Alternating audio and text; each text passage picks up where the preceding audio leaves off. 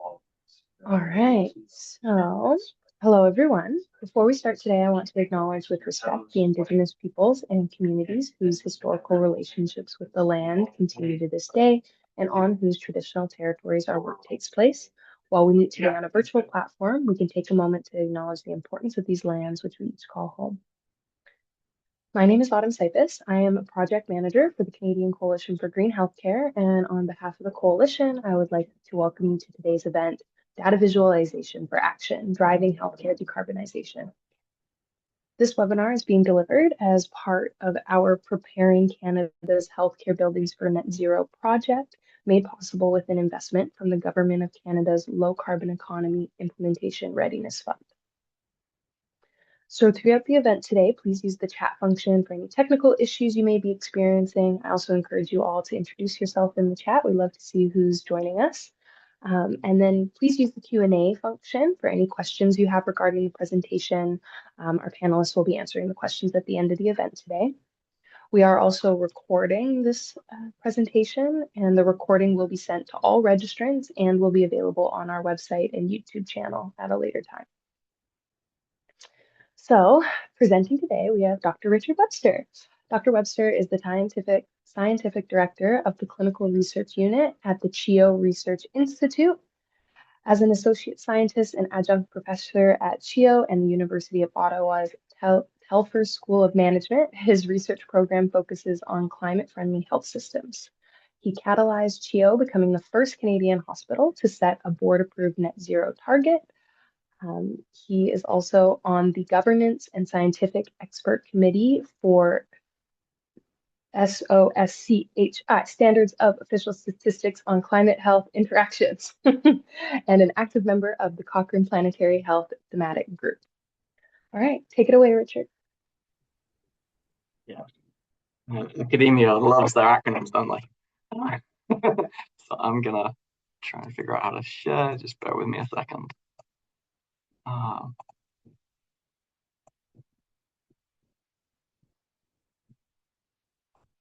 Okay, everyone can see. Okay, so hi everyone. I'm Richard.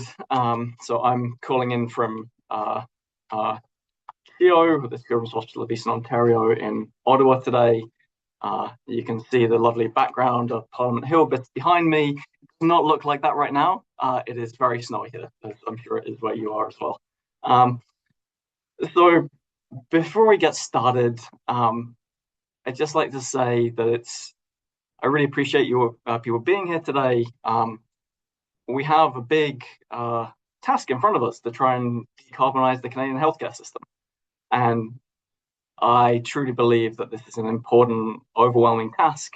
And the only way we're going to achieve this is, yes, with good information, good data visualization, but also with working with amazing teams and approaching this problem with some playfulness. So here are some of the amazing people I work with at CHIO from the hospital and the research department. Really, they bring so much energy to the work that we do. So I'm the scientific director at the Research Institute. I run a team of a methodology unit, epidemiologists, biostatisticians, so that qualitative scientists. So that sort of gives you the sense that the lens that I come to at this is very much a data lens. And maybe that's sometimes a bit of a foil at times because I forget that people are part of the system too. So I have no conflicts of interest to declare, and here are some of the organizations that I've been funded through and work with. So as a statistician and scientist, I'd love to be able to write a book like this. This sounds so impactful, like how to win friends and influence people. This is like New York Times bestseller. It sold a lot of copies. I don't expect any of my papers to be cited nearly this regularly. But as a statistician, I don't really know that many people. I don't really have that many friends. So the book that I would write is how to design graphs influence people. And maybe this also could be a bestseller. So the challenge that healthcare providers and researchers face is that we suddenly have this new data to talk about, carbon emissions and greenhouse gas emissions, and we have to try and collect this difficult to find, difficult to quantify data. And then when we have it and we've done all what we think is the hard work, we're overwhelmed by a data deluge. And if that material is not engaging and we sort of hide our take-home messages, then all the effort to collect that supposedly actionable data is missed. And I think the solution to this is to acknowledge at the get-go that humans are visual creatures. We have a desire for pattern recognition and beauty. So that sort of gets you to this point that data visualization is this crucial thing, whether it's in a presentation to executives, to your colleagues, or to decision makers in the C-suite. This is going to be an important part of your work as a climate champion.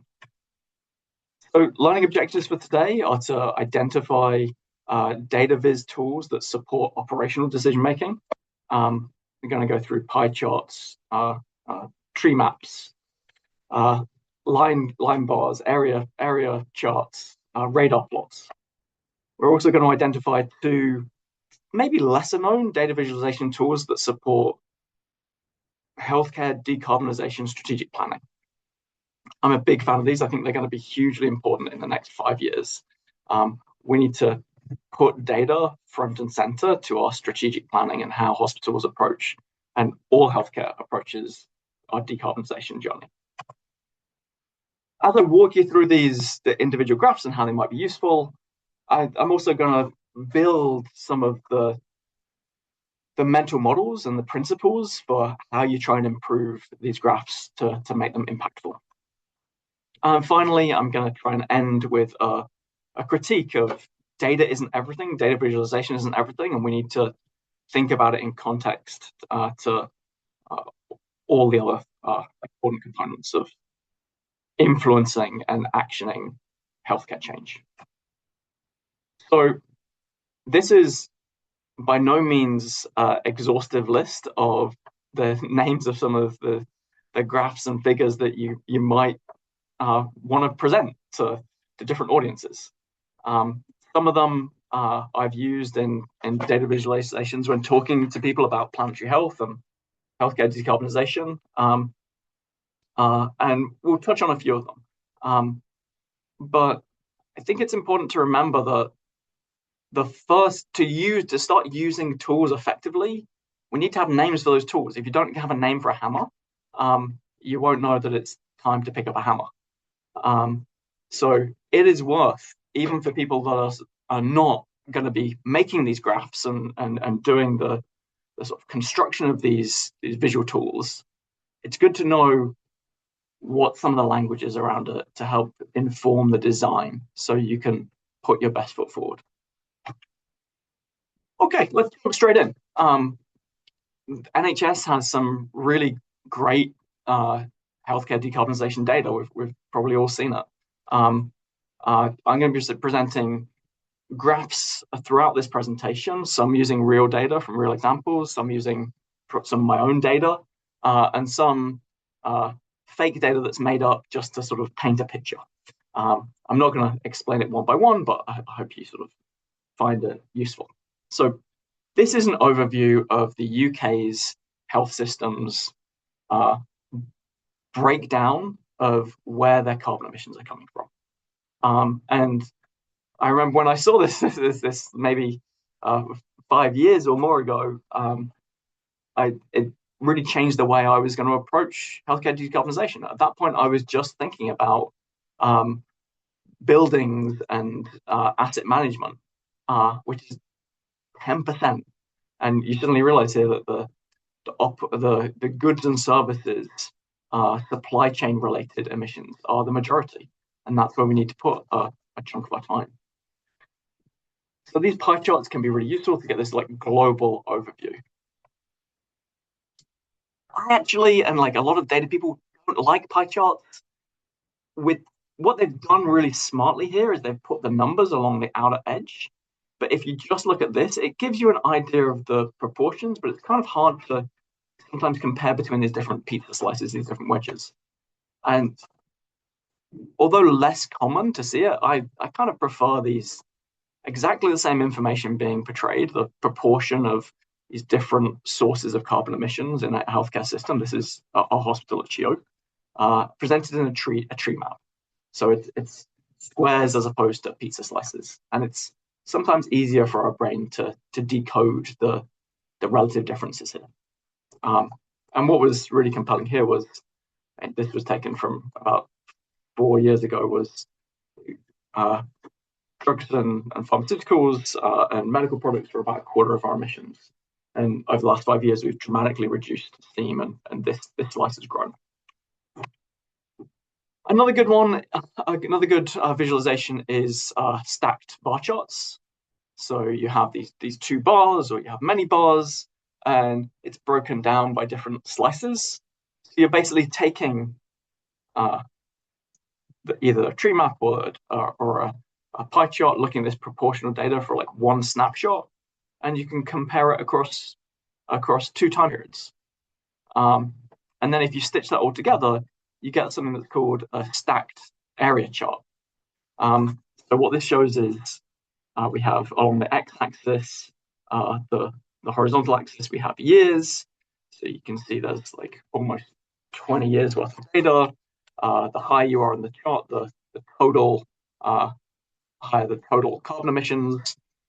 And there is sort of segments within each one of these years that are colored by like all the red ones are to do with delivery of care, and they're broken down by these different subtypes of delivery of care. Then we have the blue ones, which are all about supply chain. So looking at this globally, you see there's some stories that are coming out of this. You see that from the 1990s to 2019, there has been a reduction, a sizable reduction in the total area. So that's showing a emissions reduction. And then if you squint at some of these, you can see it. This is being driven by some of these wedges. These color bars are getting narrower over time, and some of them are staying the same. So you can see that the dark red anesthetic gases, they've really been reduced over this period. The same with the building and energy emissions. Those slices have narrowed over time. But then you see other things like pharmaceuticals and chemicals has pretty much stayed constant over this large time period. A really compelling graph, but for it to speak, you have to have years and years of data. If you just have a few years of data, maybe better to show it in a stacked bar chart.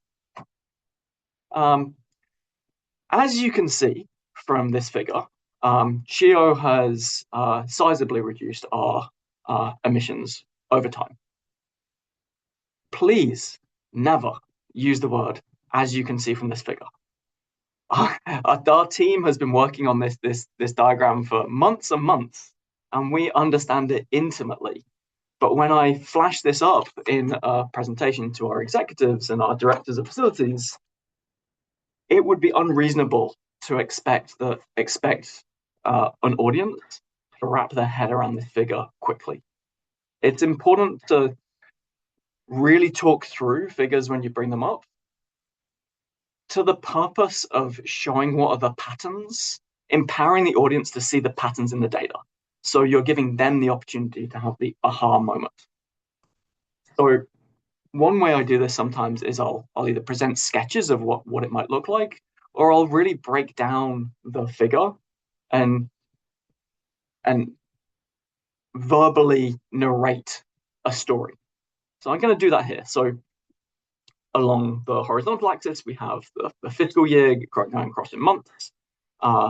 Along the vertical axis, we have the amount of greenhouse gas emissions in CO2 equivalent tons for our hospital.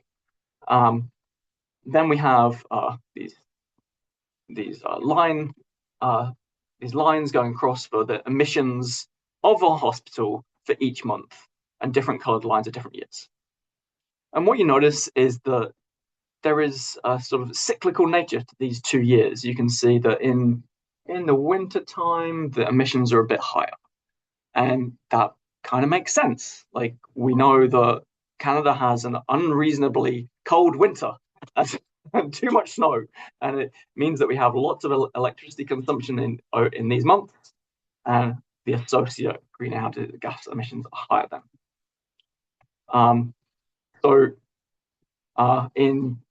So we have our like baseline year of 2018, and then in our sort of third year of our program, 2020, we brought in a new facilities director. He implemented some changes to our HVAC system, and you can see the massive difference that made in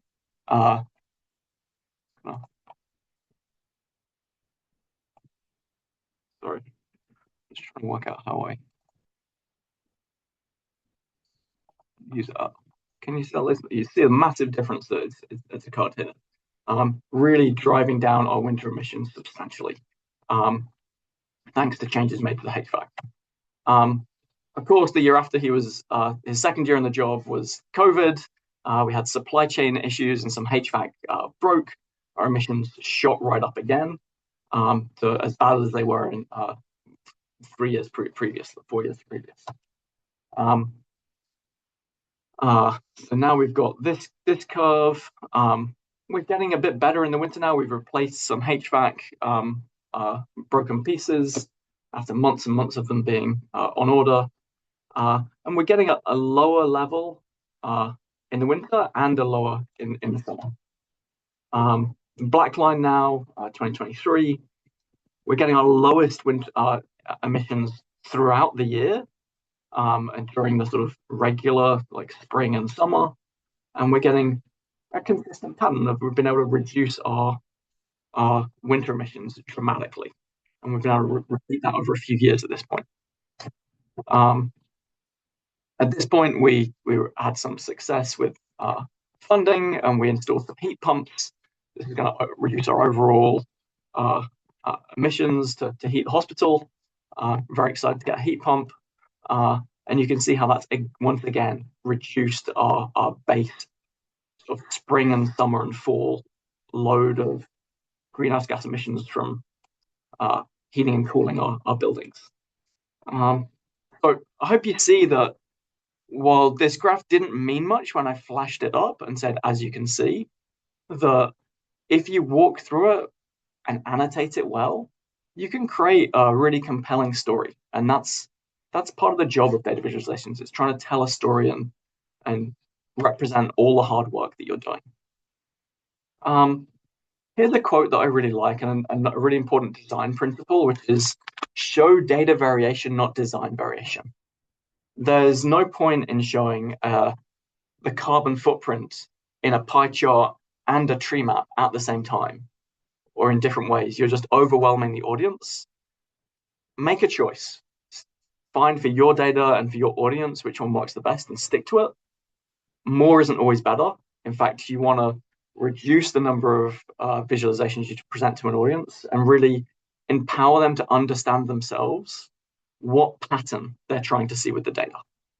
The same can be said for the stacked area chart versus these line diagrams. Different use cases are gonna work for different types of data scenarios, and it's always better just to maybe play with them originally, look at them, but make a choice when you're taking it to the end user which one you think best conveys your story. So far, we've been talking about one outcome that is changing over time, or a snapshot, emissions. But often in healthcare, the challenge that we have is we often have multiple performance measures. So we have time and cost and patient flow and CO2 and water savings and heavy metals. And displaying that what's called multivariate data can be really overwhelming. And the way that I like to do this is with a radar plot or a spider chart.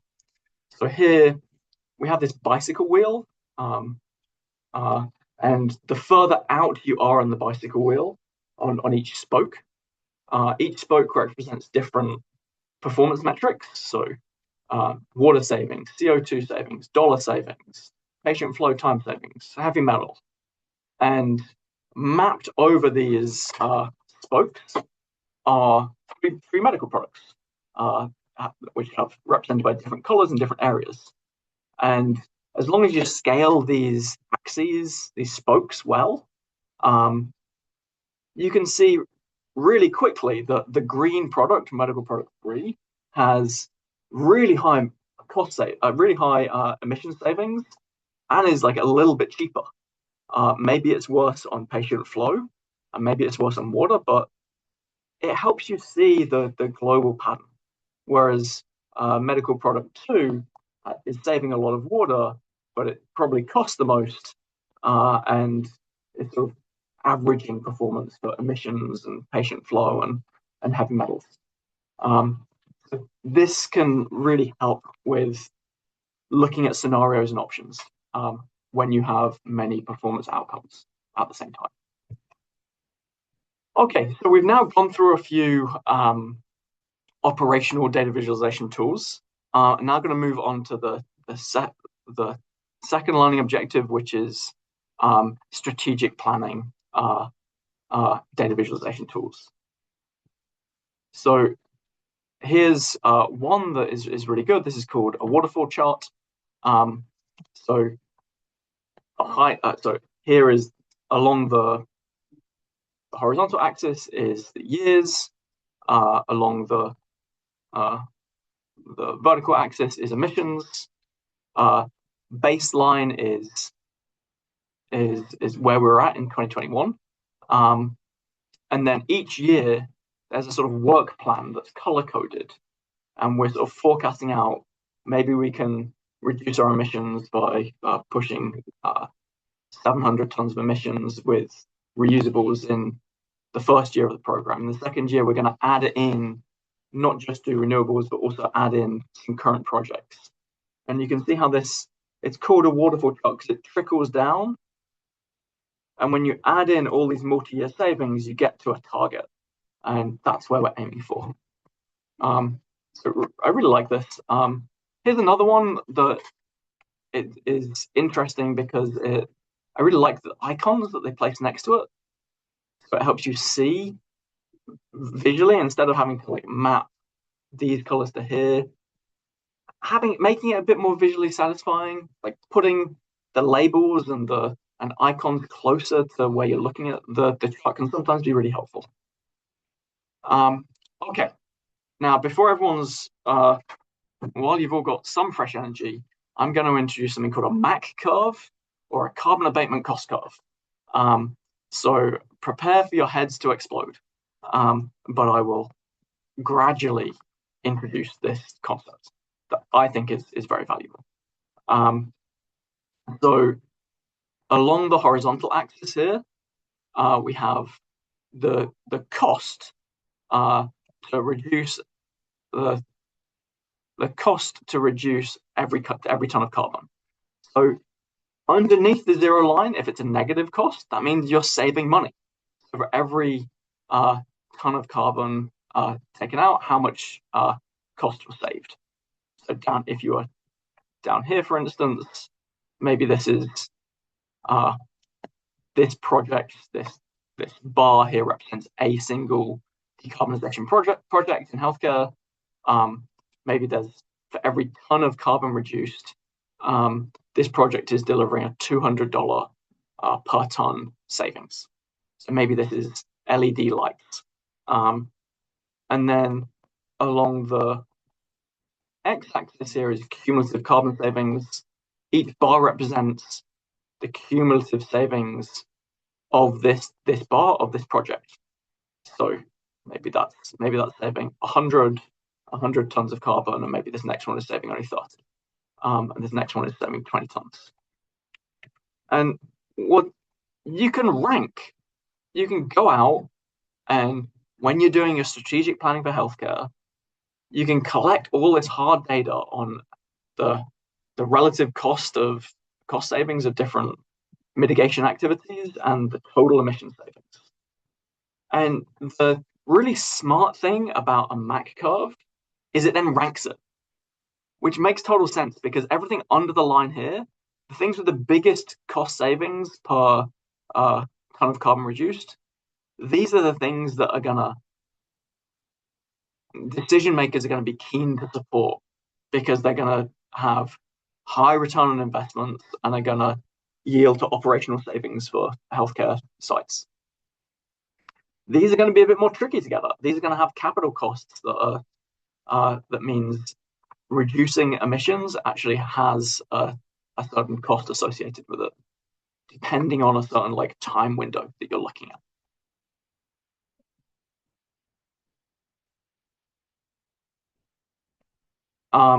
And what you can do is you can then overlay on the horizontal axis.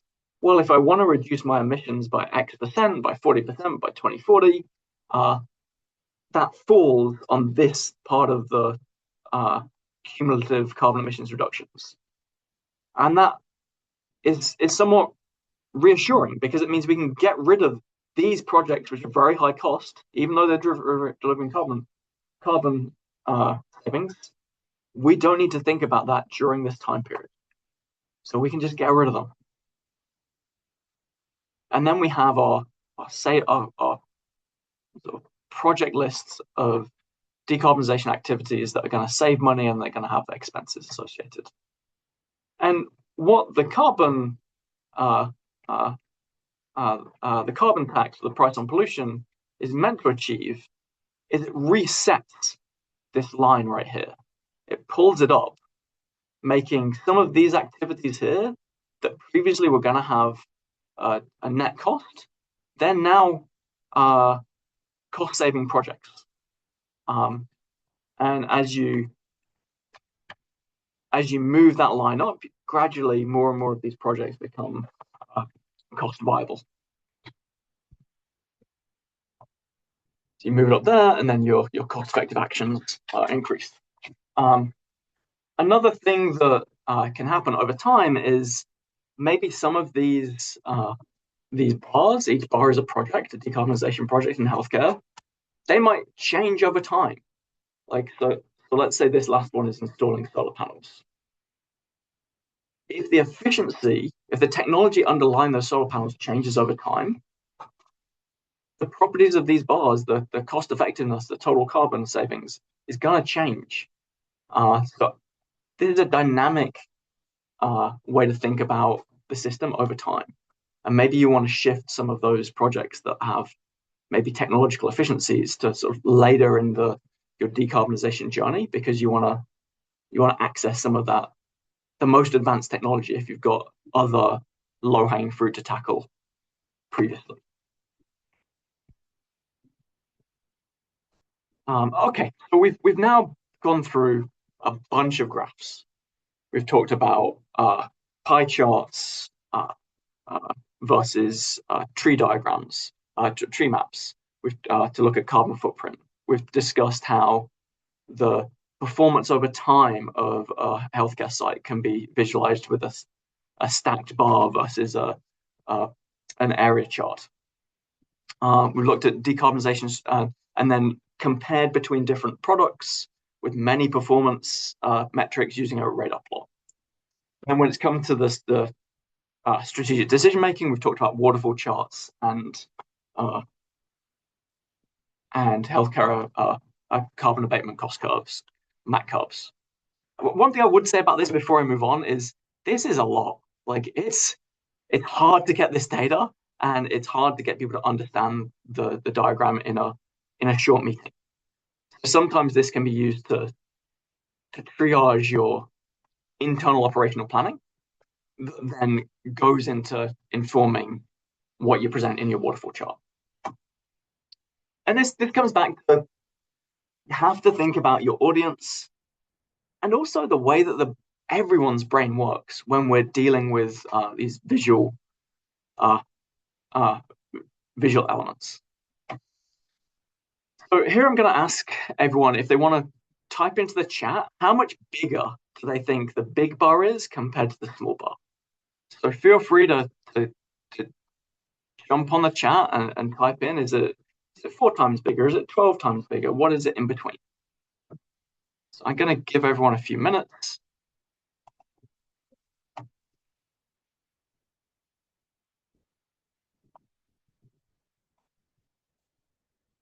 can't see the chat. Oh, there it is.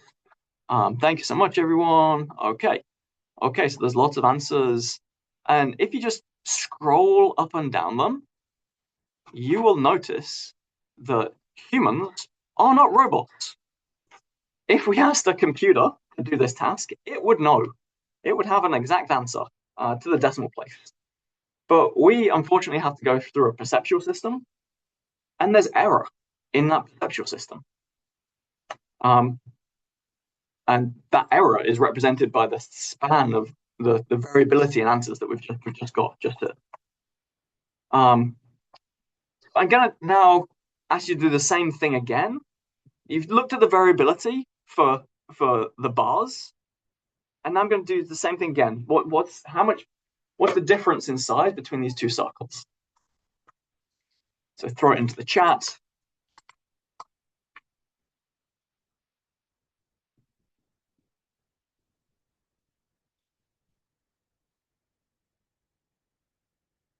Interesting. Good.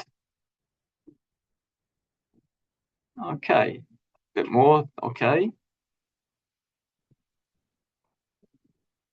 So you all know what's coming, right? You know that it's the same. And it's 7 times bigger in both cases. But maybe if what you'll have noticed is some of the numbers coming through when we were looking at doing the visual comparison for the circles, we were having a much bigger range in the perceptual error. We were getting 2s and 3s and 4s and 10s and 11s. And this is important. It's important to understand the hardware that we're given and the software we're given to help inform the graphs that we create. And the whole field of science on this, which is this is super cool. So we can look at the log error, the variability, and we can find the position elements and length elements. They have lower error than some of these other things like angles and wedges or comparing circles. So it's just really interesting to be aware of some of this when making selection choices between graphical elements. Another thing that we should also consider from an equity point of view is that different people have different issues with color. Colorblind people, I think 10% of Caucasian males have color blindness. So maybe we need to consider how we're presenting color, or be aware that people might make some mistakes and not be able to access the information you're hoping to show. Love this quote: "Position is everything, color is difficult." It's so true. So in the last few minutes, I'm going to go through a checklist of some of the science and art of building graphs to help you make better graphs to convince decision makers about your healthcare decarbonisation data. This is just mine.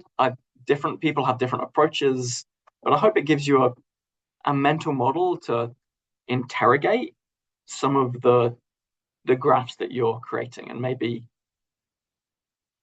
gives you a lens into it takes a while. You have to sit with these graphs come back to them again and again over the course of a few days to refine them and show them to friends, see how they respond to them. So some of these elements in this checklist are: what's the graphical format? What's the error, the perceptual error that might be there? Are you representing uncertainty, and how are you comparing things? Another one is readability.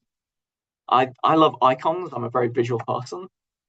And then we have this whole branch of psychology that tells us that Gestalt affects how we group objects, like the bottom-up versus top-down processing of visual systems. This is about proximity of items, similarity of items. You sort of see this. We often use similarity when we're doing legends. Some points are dark, some points are white. sometimes we can use enclosure. We can wrap things around certain elements to show that these four elements are different from these elements. These are different from these. Symmetry is important. Closure, continuity. How does it visually flow? Are things connected? And what part of the visual elements there is the figure versus the ground? This is a lot, but I'm just going to walk you through this for a few case studies, and hopefully you'll maybe remember just a few of these that you can bring to critique your graphs in the future. So here we have greenhouse gas emissions at 3 different sites for 2 different treatments. Not very readable. One of the first things I do is I do 2 things to begin with. I always make sure that the text on the axes is, I want it to be short, but I don't want to compromise like comprehensiveness. I want to see units. I want to see units of what, like greenhouse gas emissions, kilograms of CO2 equivalent per project per day. I think that's important. You can make some of a compromise to try and make this a bit more condensed by putting it into the figure caption. But here, when I'm not presenting a figure caption in a slideshow, really important to put this. The other thing that I've done here is I've changed it from a bar chart to an error bar. I think this is important from a statistical point of view because we don't know if these are different from each other. What's the uncertainty around these measures? And by putting 95% confidence intervals over that, I think it's helpful. Obviously, this depends on your audience, how scientific they are, how quantitative they are. The next one is proximity. So by moving the scale, I can show that these 2 are related. This pair is related. This pair is related. And that's because A is one site, B is one site, and C is one site. And I feel like proximity is really important, something that people often overlook. Then there's readability. I hate seeing acronyms, even when I'm reading, especially in the academic literature. I just get overwhelmed. And the same in graphs. We want to make it condensed, but we also need it to be readable. We want to be able to give someone the figure as it is and for them to take home a story. So here we have site A, B, and C. These are in healthcare facilities, and within each site we have people that were in the control group and people that were in the SUSQI trained group. And you can see that within each site, consistently, there has been a reduction in emissions delivered by these people that were trained in SUSQI methodology. This is made up data. Another way is to show this as in icons. Maybe this doesn't improve readability. I'm not sure. Okay, then we can add in similarity. So we're color coding all the control people versus all the SUSQI people and adding a legend. Similarity, super important. Symmetry, if you have 2 different performance metrics, let's say this is emissions, CO2 emissions per project per provider, and this is per project per day, whereas this is per provider. It's nice to line them up. You can make these multi-panel figures, and you see how these things line up really nicely. There's symmetry, and because there's continuity, you can actually compress it and try and make the figure a bit more condensed. You can just read up from here. You don't need these axis details on both because they're aligned. We get a figure like this. And I hope you find this a bit more useful than the one that we started off with. Okay, the next one is we're going to look at emissions of different food for sort of 1 serving of food, I think. So here to begin with, you see the graph format is It's kind of just a bar graph, but it's a ranked bar graph. You see that beef is at the top and then it goes down. It's sort of, it should go down perfectly, but you'll realize why this happened in a second. It sort of goes down like this. Um, I find ranked bar charts really helpful because you can, this stuff is important, this stuff is high carbon, this stuff is low carbon. Really helps with accessing the information visually. If this was presented in a table in a random order by sorted by alphabet, you would lose the message completely. But here we leave with these really strong messages. Then we can add in uncertainty, and we can add in low, average, and high. It's getting at this variability. We can add similarity by adding color to these different low, medium, and high estimates. Maybe we can improve readability with some annotations. I think this is really beautiful, really well done, especially if there's certain points that you really want the audience to take away. And then we can add icons to just make it a bit more visually attractive. So I hope you see that this is it's a really good example of data visualization on pretty simple data, but it was really hard to see this take-home message from the get-go. And if it was in a table, it would be impossible. This is a chart. I don't mean to bash the NHS at all. They do fantastic things with their data visualization. They have a whole data science team supporting healthcare decarbonisation. But I just found this graph and thought that it was a bit overwhelming, even for me as a data person. I can't imagine how overwhelming this is to a decision maker. It does convey some things well. The data format. This is what is it? It's a three-dimensional bar plot, and the highest bars do stick out. That's pretty impressive. But there's other parts of the data for storytelling that is kind of lost for me. You can see that this one and this one and this one, these are all important. I like the annotations. I think that's helps with readability.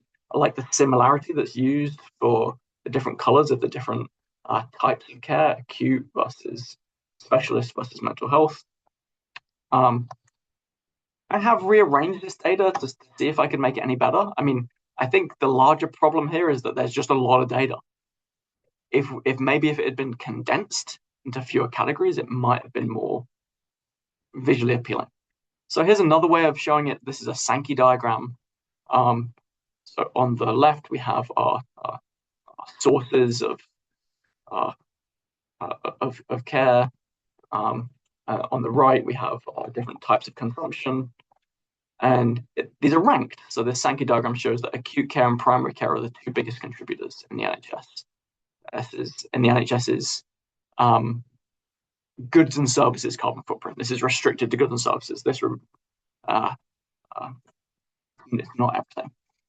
And then on the other side, we see that again it's ranked. Pharmaceuticals, medical equipment, and business services. These are the top cumulative emissions compiled from all of these areas. And then if you look at some of the bars in the middle, you can kind of see the big bars. Here is a big bar here, primary care and pharmaceuticals. There's another big bar here, acute care and medical equipment. So maybe it's not, and then we can fiddle with this and try and improve the aesthetics and readability. We can improve similarity by working on the colors here. We can maybe improve readability by adding some icons. It's not perfect, it's still a lot, but if you present it in the right way, maybe it's an improvement depending on the story you're trying to tell. So there's this balancing act between visual interest and visual clarity. You want it to be unique and colorful and have icons, but you have to weigh that against familiarity bias, showing the statistical uncertainty, those 95% confidence intervals. That's not very visually appealing, and having clear text. And depending on your audience, you want to weight these decisions differently. So the same data and the same take-home message might be presented totally different for different audiences. So you start with your question, you have a graphical format, maybe you consider uncertainty, you definitely consider your audience, and you go round and round and round circles until you're cross-eyed, and you choose your graphical format and go through your checklist of those different aesthetic attributes to try and come up with your data visualization.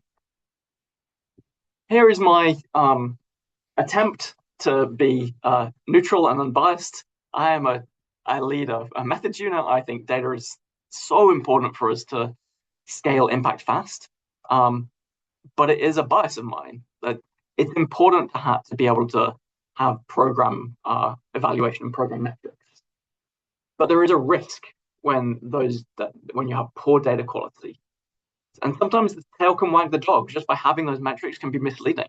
One thing that's happened at our site is we just focused on scope 1 and 2 emissions, the operational emissions, excluding a lot of our supply chain in our main key performance measure. And that meant that the tail was wagging the dog. We were funded to address that, but we were at points maybe undervaluing and under sort of identifying the carbon hotspots in our supply chain. And obviously, we know that we can't metrify everything. I mean, you get to something like feasibility of a project. It's really hard to measure feasibility and include context. I'd say that data-driven decision making is important for scaling and for us to be successful in net zero healthcare. It can hopefully help us we can use data and analytics to improve insights and outcomes. We can detect carbon hotspots and prioritize them. And I hope some of the graphs I've shown you today can be used for that. But there's certain risks of this. We can be over-optimize our data. And we can forget to actually act on it and be overwhelmed by the data itself. And even if we do get that data in, is there a larger data literacy gap? And how are you going to convey that data to show the impact that your program has been having? Scalability is important. Digital solutions have the ability to scale between sites. But then there's also digital inequality. Like some sites might not have the capacity, the resources to collect this data. And in which case they'll sort of miss out on the ability to be part of this digital net zero healthcare revolution that I really hope is going to be happening in the next 10 years. I think I'm really trying to shift some of my wording here away from the word data-driven. And I know that was in the title because I think it's really compelling wording. But we need to think of this as data-informed. The data gives us some information, and then the humans and decision makers in the room bring their context and judgment to work out how you can inform going forward. Okay, that's it for me. I think we have 10 minutes for questions. Feel free to put your camera on. I'm going to take my slides down. Let's have a chat.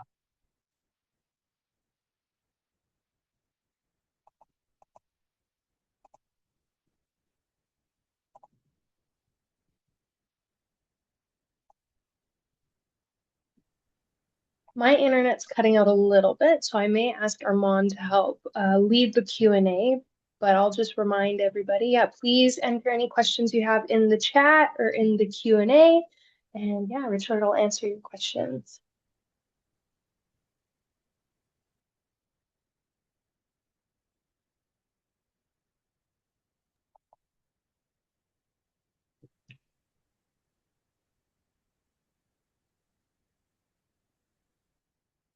Okay, which data visualizations tools would you use to update use for leadership and like taking to the C-suite? That's what I sort of see. So that's a really good question.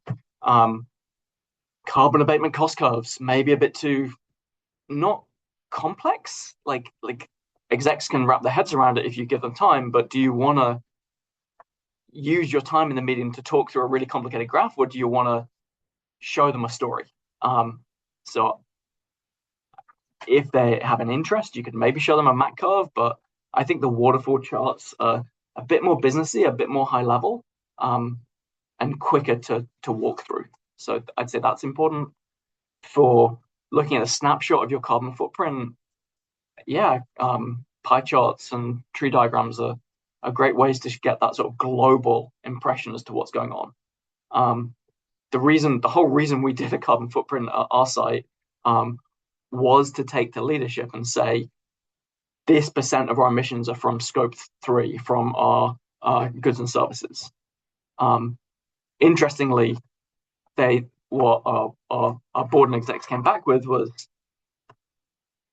we agree it's a large proportion, but you don't have a plan to deal with it yet.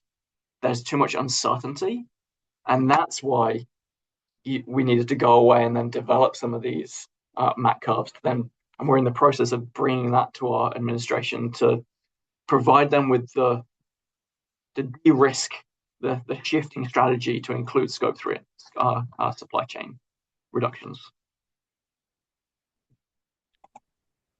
I think another question we got here are you using R or Python for the visualization? Yeah, great question. So my whole team, my methods unit, uses R. They're both good. Um, um, I think we should be tool agnostic as long as we can create really good images. And then the other question is then how do you embed this operationally? Can you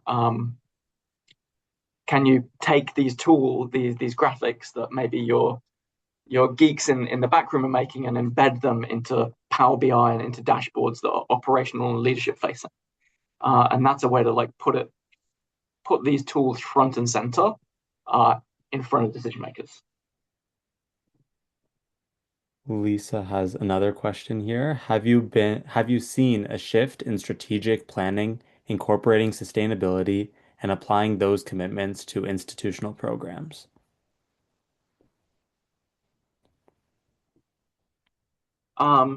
So I wouldn't expect data alone and strategic planning through data alone to shift, but it's like one piece of the pie. Like you have to engage with people, you have to get the right people on the committees, you have to. But I think it's really important, especially for us folks who can sometimes be painted with the brush of being like green hippies. When you bring data and reasoning and cost effectiveness studies and emissions data, it dispels that idea that this is a very granola endeavor. It like embeds it in language to do with governance and financial stewardship alongside environmental stewardship. Um, does that answer the question?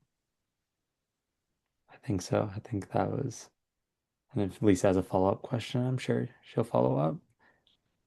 Yes, it did. Another one from Vivian is, and this is a two-parter.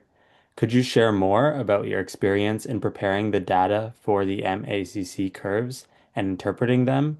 And then the second part was if there's any words of caution or tips, because sometimes the more costly measures are worth implementing early to avoid locking in emissions, like the use of natural gas versus other heating systems. I'll deal with that last because I get really excited about that. That's a really good point because let's say in your MAC curve you have this thing that's like not got a, it's going to be an expenditure. It's going to be a maybe like cost neutral. It's like way it's way down there, but it has big emission savings. If the decision on that comes up, like you're building a new building and you want to make a decision about whether it's going to be LEED Silver, which is builder's basic, or LEED Platinum, that decision, that timeline happens once. And the decision that is made then locks you in for decades. In policy speak, people talk about this as what is it, a path dependency. Like, so the building goes up, you weren't able to convince people at this moment that it was a priority to make it as green as possible. And you're then going to be living with that for 50 years. You're stuck on that path. Um, Um, so path dependencies are critical to like bring that lens to the Mac curve is really important. Um, and in terms of experience, I think one of the challenges with the Mac curve is it's a lot. It's like a big data push. Like we're still on the journey of like padding out and like making our Mac curve comprehensive. Um, and our hope is over the next 6 months to have it much more comprehensive. Having the resources of staffing to go out and collect that data and bring it back. Like, let's say you want 30 projects that are going to have activity data to calculate your emissions, and then cost data. Like that's a big piece of work to deliver that project. But if that's what it takes to convince people that you have an informed strategy to tackle supply chain, then it's worth doing. Um, and what I'm keen to do, if anyone's interested in this, please reach out to me. Like I'm wanting to work out ways how we can leverage research funds to support that infrastructure. Like we're doing this at Chio, research funds are being used to build it and then feed into operations, but how can we scale that to more sites?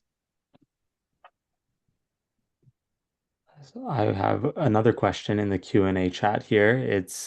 We've been experimenting with dashboards that use AI to provide data charts on demand, allowing custom charts on demand. Do you see a benefit to this workflow compared to carefully crafted charts? I mean, yeah. I mean, it's a benefit because your team probably doesn't have the capacity. I mean, we're not swimming in resources and personnel time for this work. We all know. Um, but as the data geek, a data geek, so I feel like I'm at this intersection between the data geek and also I like selling to execs and convincing them that they should do the thing that I want them to do. Yeah. Start with having some like simple data visualizations, but then be a bit more curious. And hopefully this talk will has given you some of that framework to be a bit more curious and a framework to like refine and improve and make these graphs sing. And we are almost at the hour here. Richard, are you able to stay on for a little while longer to Yeah, field through the happy last couple happy to happy questions? to stay on. Like, and if Awesome. people need to chat to me, they're welcome to. And if anyone needs to drop off, thank you so much for joining. But we do have a few more questions I'd love to get to. Another one from Peter in the Q&A chat was, can you provide a specific example where data visualizations won the day? For example, convince the C-suite to do it.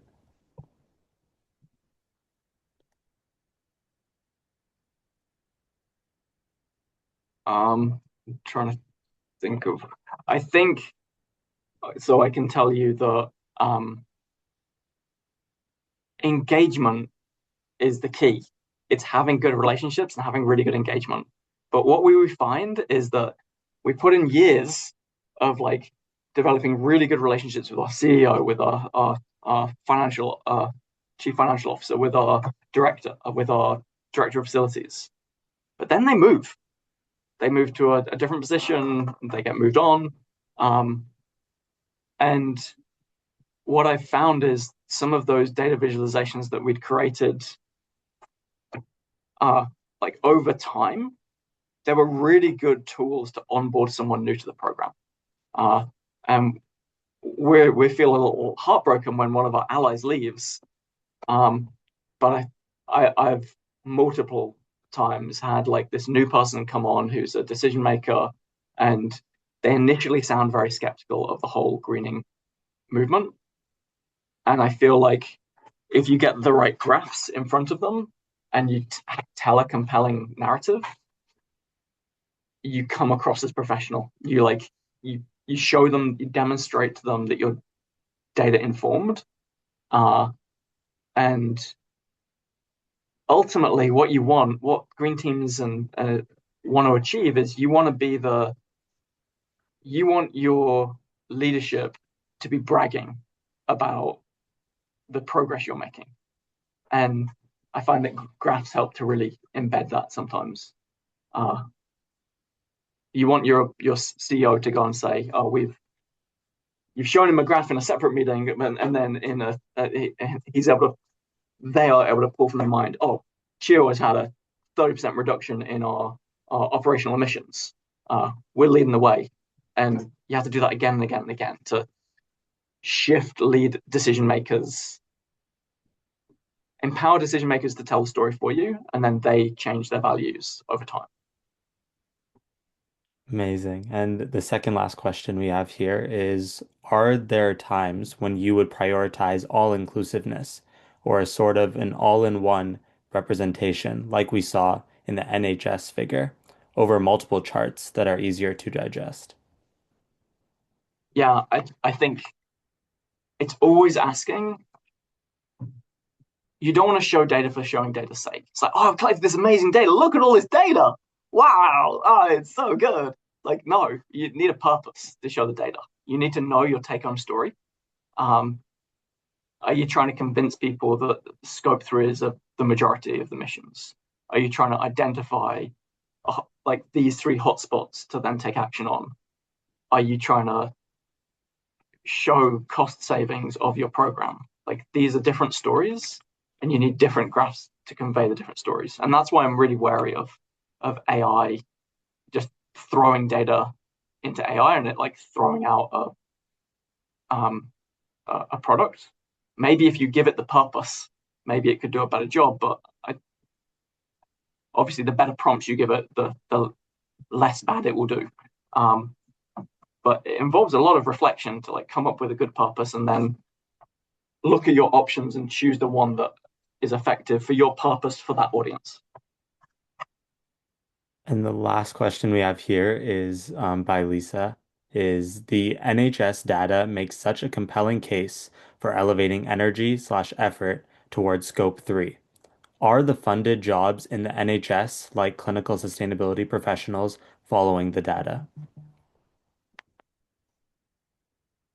So I have one of my close high school friends is a green team lead in the NHS.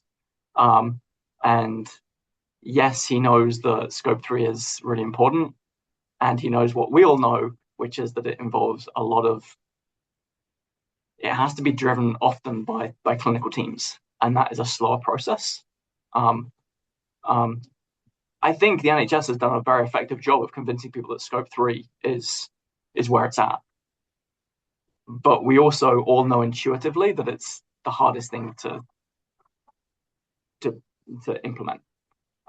So we have to and maybe that's the key thing. It's like feasibility of project, and like that is often missing from a lot of these like quantitative graphs. But it's actually a vital part of information that maybe needs to be mapped onto it. Awesome. And one last question came in, and then we're at the 5 minute over mark, so I think we'll cut it off there. The last question of the day will be, do you know, do you know any tool that allows leadership to interact with the data? For example, the mind-boggling 3D NHS chart. Is there a tool that would allow leadership to dive into a deeper segment of the data, like the primary care row? Such a good question. So this is moving from like a static figure to like three-dimensional or interactive figures. Um, Often like the challenge with these three with interactive figures is that it's more resources to create, but it's probably worth it. And it's not going to make it into your annual report, which is a static PDF. So it's useful for some situations, like embedded into a dashboard or brought up as a live demo in a meeting, but it's not going to work in all situations. I think it's hard to embed interactive visualizations into PDFs. But yeah, I think it's a really good way. Like if you think of a footprint, if you like kept tapping in and like drilling down and drilling down, you could find what's the what within supply chains, what's the biggest contributor, and then within that, what's the specific product. Like that's really useful um, for operationalizing this. Awesome. I think that is all the questions. Thank you so much, Dr. Webster, for not only delivering an amazing presentation that I'm sure, judging by all the amazing questions, a lot of people took a lot away from, but also being willing to stay behind and continue to share your expertise over the hour. So we really appreciate it. And yeah, for everyone joining, thanks so much for sticking through to the very end. And there will be a recording that we share with everyone, just in case you want to look back at some of the moments from the webinar and stay tuned for more future webinars. But yes, Amazing. thank And you thank you for so everyone. much to the coalition because you guys have done so much over the years to help move this agenda forward. And I've had so much support from you. So thanks. Thank you. Thank you. See you, everyone. Thanks so much.